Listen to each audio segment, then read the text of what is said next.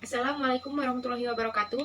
Perkenalkan, nama saya Yuni Astuti, NIM 2023143529, kelas 1N PGSD.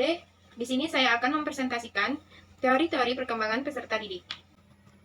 Di sini saya akan membahas 5 teori-teori perkembangan peserta didik. Yang pertama, teori kognitif biasa. Yang kedua, teori psikoanalitik Freud. Yang ketiga, teori psikoanalitik Erikson. Yang keempat, teori perkembangan belajar sosial. Yang kelima, teori perkembangan perseptual Vygotsky. Teori perkembangan kognitif biasa. Piaget adalah seorang tokoh psikologi kognitif yang besar pengaruhnya terhadap perkembangan pemikiran para pakar kognitif lainnya. Menurut Piaget, perkembangan kognitif merupakan suatu proses genetik, yaitu suatu proses yang didasarkan atas mekanisme biologis perkembangan sistem saraf. Dengan makin komplekslah susunan sel kemampuannya. Berikutnya yaitu teori psikoanalitik Freud. Psikoanalisis merupakan teori yang dikembangkan oleh Sigmund Freud dalam menganalisis psikologis manusia. Menurutnya, tingkah laku manusia justru didominasi oleh alam bawah sadar yang berisi ID, ego, dan superego. Teori psikoanalitik Erikson. Secara umum, inti dari teorinya adalah perkembangan emosional sejajar dengan pertumbuhan fisik, adanya interaksi antara pertumbuhan fisik dan perkembangan psikologis, adanya keraturan yang sama antara pertumbuhan fisik dan perkembangan psikologis. Dalam menuju kedewasaan, perkembangan psikologis, biologis, dan sosial akan menyatu.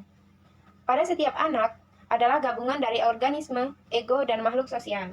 Perkembangan manusia dari sejak lahir hingga akhir hayat dibagi 8 fase, dengan tugas perkembangan yang harus diselesaikan setiap fasenya. Teori perkembangan belajar sosial. Teori belajar sosial dikembangkan oleh Bandura yang menyatakan bahwa orang belajar dari satu sama lain, melalui pengamatan, peniruan, dan modeling. Kemudian akan diterapkan atau ditiru. Penerapan akan diulangi jika mendapat penghargaan, dan tidak akan diulangi jika mendapat hukuman. Teori pembelajaran sosial menekankan pada beberapa aspek, yaitu yang pertama, observational atau belajar dari hasil pengamatan.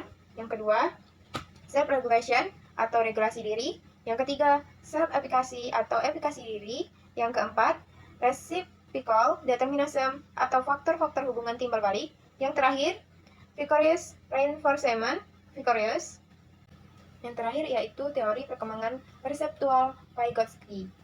Yang pertama itu keahlian kognitif dapat dipahami apabila diteliti dan ditafsirkan secara berkaitan dengan asal-usulnya dan perubahan dari bentuk awal ke bentuk selanjutnya. Yang kedua, kemampuan dalam memperoleh pengetahuan baru dengan kata bahasa yang berfungsi sebagai alat berpikir untuk membantu mentransformasi aktivitas mental.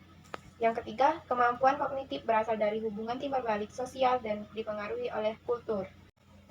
Baik, terima kasih. Itu saja yang dapat saya sampaikan. Semoga ilmu yang saya sampaikan dapat bermanfaat bagi kita semua. Saya akhiri.